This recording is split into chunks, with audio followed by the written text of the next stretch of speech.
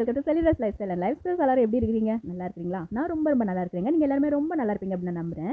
இன்னைக்கு நம்ம இந்த வீடியோவில் என்ன பார்க்க போகிறோம் அப்படின்னா, interesting psychological facts on human behaviour, especially on love and relationship, அதாவது மனிதர்களை பற்றிய சுவாரஸ்யமான உளவியல் உண்மைகள், குறிப்பாக காதல் மற்றும் உறவுகள். இதே சீரிஸ்ல ஏற்கனவே நிறைய யூஸ்ஃபுல்லான வீடியோஸ் சேனல்ல வந்திருக்கு. தேவையான பிளேலிஸ்ட் செக் பண்ணி பார்த்துக்கோங்க. உங்களுக்கு பிடிச்ச யாருக்காவது இந்த வீடியோவில் இருக்கிற விஷயங்கள் யூஸ்ஃபுல்லாக இருக்கும் அப்படின்னு நீங்கள் நினைச்சீங்கன்னா அதை ஷேர் பண்ணுங்க. உங்களோட வாட்ஸ்அப்பில் ஸ்டேட்டஸாக வைங்க. வாங்க இப்போ வீடியோக்குள்ள போகலாம். காதல் உணர்வும் தங்களுக்கு பொருத்தமான சரியான நபரை உண்மையாக காதலிப்பதும் மனிதர்களின் மனநலத்திற்கு மிகவும் நல்லது என்று உளவியல் ஆராய்ச்சிகள் குறிப்பிடுகின்றன. அதிகாலை நேரத்தில் தன் மனைவிக்கு முத்தம் கொடுக்கும் ஆண்களின் வாழ்நாள் குறைந்தபட்சம் 5 வருடங்கள் வரை அதிகரிக்கிறது என்று ஆராய்ச்சியாளர்கள் குறிப்பிடுகிறார்கள்.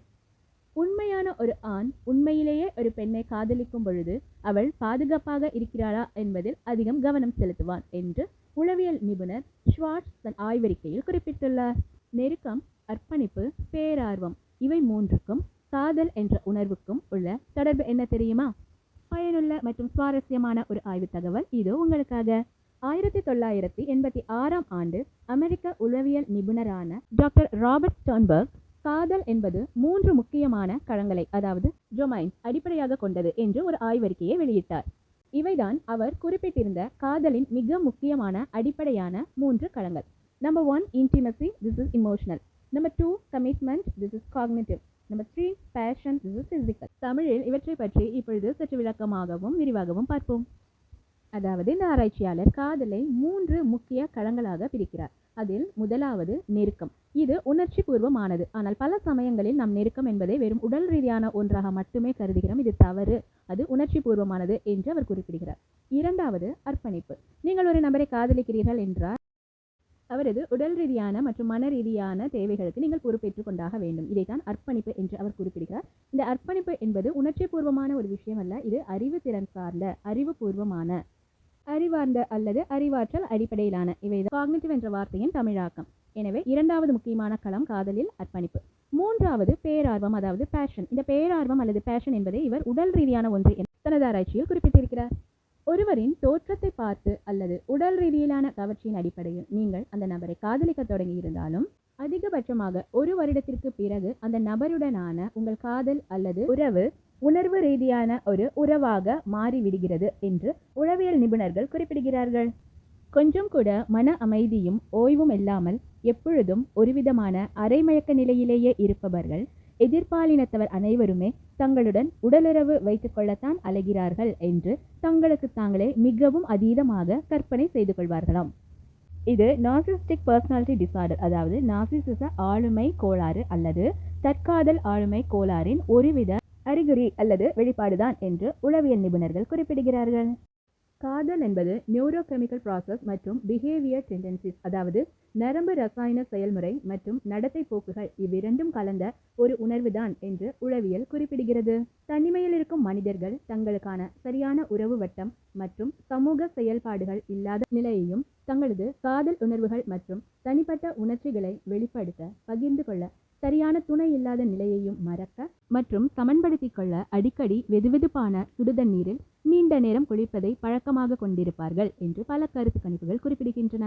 உங்கள் துணைவரை அல்லது யாரோ ஒரு நபரை உங்களுக்கு கொஞ்சம் கூட பிடிக்கவில்லையா? அவரிடம் எப்பொழுதும் சண்டை போட்டுக் கொண்டே இருக்கிறீர்களா? இந்த பிரச்சனையை சரி செய்ய உளவியலில் ஒரு வழி இருக்கிறது. அவரிடம் உங்களுக்கு பிடித்த ஏதாவது ஒரு நல்ல விஷயத்தின் மீது அல்லது அவரிடம் இருக்கும் ஏதாவது ஒரு நல்ல குணத்தின் மீது உங்களது கவனத்தை செலுத்துங்கள். உங்கள் மனதை அவர் மீதான உங்களது எண்ணங்களை திசை திருப்புங்கள்.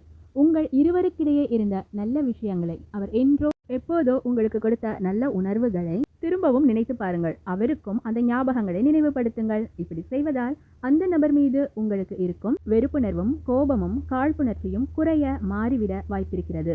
இதை உளவியலில் இமோஷனல் ஷிஃப்ட் அல்லது இமோஷனல் ஷிஃப்டிங், அதாவது உங்கள் உணர்ச்சி மாற்றம் அல்லது உணர்ச்சி மாற்றல் அல்லது உணர்ச்சி மாற்றுதல் என்று குறிப்பிடுகிறார்கள். காதல் என்ற உணர்வும் மகிழ்ச்சியை போலவே ஒருவரிடமிருந்து இன்னொருவருக்கு மிகவும் வேகமாக பரவக்கூடியது அல்லது தொற்றிக்கொள்ளக்கூடியது என்று உளவியல் ஆராய்ச்சியாளர்கள் குறிப்பிடுகிறார்கள்.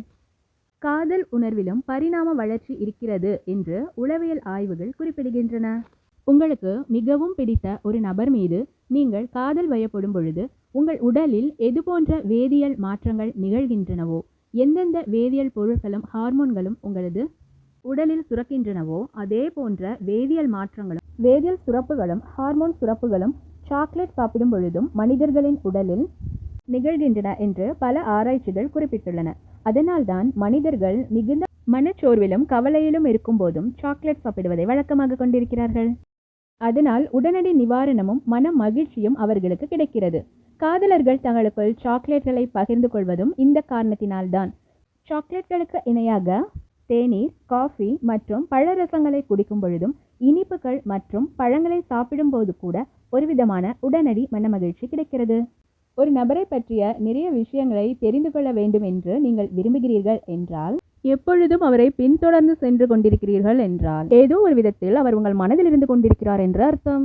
தங்கள் பெற்றோர் எது போன்ற காதல் வாழ்க்கையை வாழ்ந்தார்கள், அவர்களுக்கிடையேயான உறவு எப்படி இருந்தது என்பதை பொறுத்துதான், அதன் அடிப்படையில் தான் பெரும்பாலான மனிதர்கள் தங்கள் வாழ்க்கை துணையிடமும் நடந்து கொள்கிறார்கள் என்று உளவியல் ஆராய்ச்சிகளும் கருத்து கணிப்புகளும் நிரூபித்துள்ளன.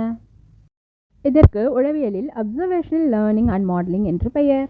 தங்களுக்கு மிகவும் பொருத்தமான வாழ்க்கை துணையுடன் வாழ்பவர்கள் தங்கள் வாழ்க்கையில் வெற்றிகரமாக இருக்கிறார்கள் என்று பல கருத்து கணிப்புகள் நிரூபித்துள்ளன.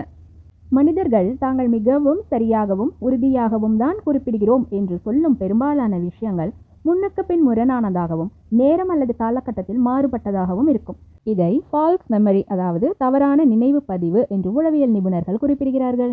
இந்த வீடியோ உங்களுக்கு ரொம்ப பிடிச்சிருக்கும், யூஸ்ஃபுல்லாக இருந்திருக்கும் அப்படின்னு நான் நம்புறேன். இந்த வீடியோ உங்களுக்கு யூஸ்ஃபுல்லாக இருந்தது அப்படின்னா இதே மாதிரி நிறைய யூஸ்ஃபுல்லான பயனுள்ள வீடியோஸ் நீங்கள் பார்க்கணும்னு ஆசைப்பட்டீங்கன்னா இந்த சேனலை சப்ஸ்கிரைப் பண்ணிக்கோங்க. அண்ட் இந்த வீடியோ உங்களுக்கு பிடிச்ச வேறு யாருக்காவது யூஸ்ஃபுல்லாக இருக்கும் அப்படின்னு நீங்கள் நினைச்சிங்கன்னா அவங்களுக்கும் மறக்காம இதை ஷேர் பண்ணி விடுங்க. அண்ட் இந்த வீடியோவில் உங்களுக்கு பிடிச்ச ஒரு பகுதி எடுத்து வாட்ஸ்அப் ஸ்டேட்டஸ்லையும் வைங்க. சைக்காலஜி மட்டும் இல்லைங்க, லவ் அண்ட் ரிலேஷன்ஷிப் தவிர இன்னும் நிறைய டாபிக்ஸில் lifestyle, life skill, motivation, spirituality and கர்மா இந்த மாதிரி நிறைய உங்களுக்கு பயனுள்ள வீடியோஸ் இந்த சேனலில் தொடர்ந்து வரும். Stay tuned with me at Celine Lifestyle and Life Skills YouTube channel. And நான் எழுதின புக்ஸ் நீங்கள் வாங்கணும் அப்படின்னு நினச்சிங்கன்னா feedback@celinra@gmail.com அப்படிங்கிற இமெயில் ஐடிக்கு எங்களை கான்டாக்ட் பண்ணுங்கள். இன்னொரு யூஸ்ஃபுல்லான இன்ட்ரெஸ்டிங்கான வீடியோவில் உங்களை மீண்டும் சந்திக்கிறேன். Take care.